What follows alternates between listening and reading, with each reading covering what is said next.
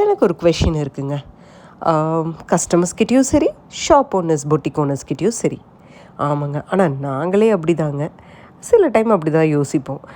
என்னென்னா, சில கஸ்டமர்ஸ் எங்ககிட்ட எப்போ கலெக்ஷன் வருதோ, ஃபர்ஸ்ட் கலெக்ஷன் பார்க்குறதுக்கே எங்களுக்கு கால் பண்ணிடுங்க. நாங்கள் வீட்டுக்கு வந்துடுறோம், இல்லை நாங்கள் வீடியோ கால் வந்துடுறோன்னு சொல்லுவாங்க.